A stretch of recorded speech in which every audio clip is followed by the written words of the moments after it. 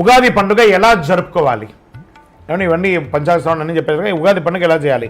ఉగాది రోజు సూర్యోదయం కంటే నిద్ర లేవాలి. ముందు చక్కగా తలకు నువ్వుల నూనె పెట్టి అభ్యంగన స్నానం చక్కగా సూర్యుని ముందర నిలబడుకొని ఒకసారి సూర్య నమస్కారాలు చేసేసుకొని తల స్నానం చేయాలి. నలుగు పిండి పెట్టుకుంటే నలుగు పిండి పెట్టుకొని చేయండి. కొత్త బట్టలు ధరించండి. ఇష్టమైన దేవుడికి పూజించండి. ఇంటికి మామిడి ఆకులు వేప ఆకులతో చక్కగా తోరణాలు కట్టండి. బంతిపూలతో పూలసరాలతో కట్టండి. ఇష్టమైన దేవుని పూజించండి. ఉగాది పచ్చడి తాగండి. ఆహారం తినడానికంటే ముందు ఉగాది పచ్చడి తాగండి. ఉదయం లేదా సాయంత్రం వీలు చూసుకొని గుడికి వెళ్ళండి.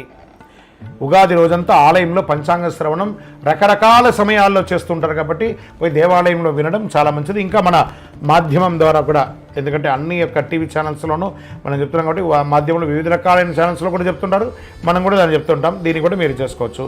ఉగాది రోజు పంచాంగ శ్రవణం వింటే మంచిది, ఆయుష్కరమని పెద్దలు చెప్పారు. ఇది నిజమా కల్పితమా అనేది పక్కన పెడితే పంచాంగ శ్రవణం అనేది విశ్వాసంతో ముడిపడి ఉన్నది కాబట్టి పంచాంగ శ్రవణం వల్ల విశేష పుణ్యం లభిస్తుంది. మీ పెద్దవాళ్ళకి అందరికీ నమస్కారం చేయండి. పేద జల్లు వాళ్ళకి అందరికీ బట్టలు కొనియడము, లేదా మజ్జిగ. ఇప్పటి నుంచి వేసవి తాపడం అవుతుంది కాబట్టి చలివేంద్రాలు ఏర్పాటు చేయండి. చలివేంద్రాలు ఏర్పాటు చేసి మంచినీళ్ళు ఏర్పాటు చేయండి. మజ్జిగ ఏర్పాటు చేయండి.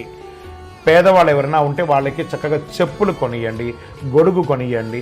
ఇలాంటి సేవా కార్యక్రమాలన్నీ కూడా చేయొచ్చు ఈ ఉగాది రోజు. ఇది మనం చేయవలసినటువంటి పని. అన్నిటికంటే కూడా ప్రేమగా చిరునవ్వుతూ ఉండే, అద్భుతంగా చేసుకునే భక్ష భోజనాలతో కూడినటువంటి ఆహారాన్ని మన ఇంట్లో వండి ఇతరులకు కూడా పంచిపెడితే ఐశ్వర్యం కలుగుతుంది. నహి నహి బహుదానం అన్నదానం సమానం అన్నారు. ఉగాది రోజు వీలుంటే ఒక్కరికైనా భోజనం పెట్టండి. విజయోస్తు.